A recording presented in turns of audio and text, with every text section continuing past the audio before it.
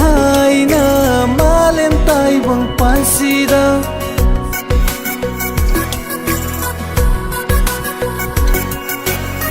tharak para nang bulai re pakilayama lena ge hai na malem tai bang pansida hey saklon pubi sakhen bining tibi khikta birone nangi nungsi iri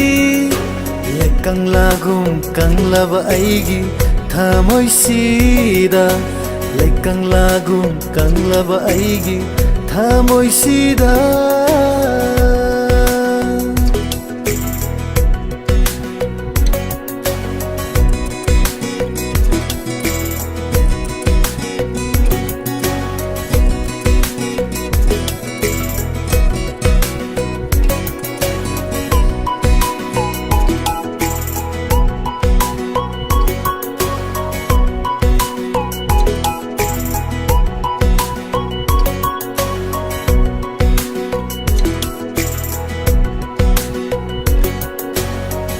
Anamba malava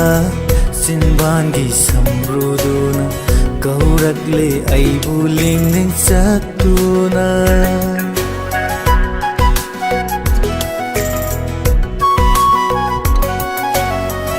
Anamba malava sinbangi samruduna kaurakle aibu lingning satuna Kotsi thangba nangi thamoina Kotsinduna thambiranu samrudo Kotsi thangba nangi thamoina Kotsinduna thambiranu samrudo Pibiro ifamda punsigi oina Pibiro ifamda punsigi oina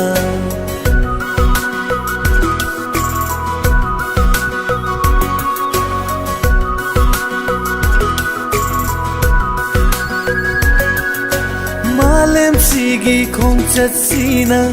kaiduna malem se maigi itsem on khabasu thawai panba pumba kalaura basu thawai dai he nanung sibi nang budi lotuna thamgani ithanungda lotuna thamgani Tanunda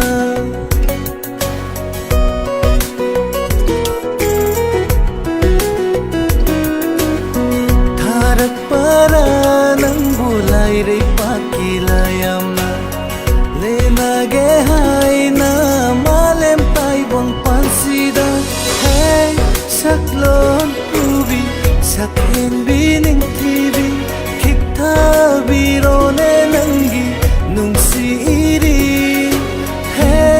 Saklon pubi sakhen bining tibi khikta birone nangi nungsi iri lekang lagum kang laba aigi thamoi sida lekang lagum kang laba aigi thamoi sida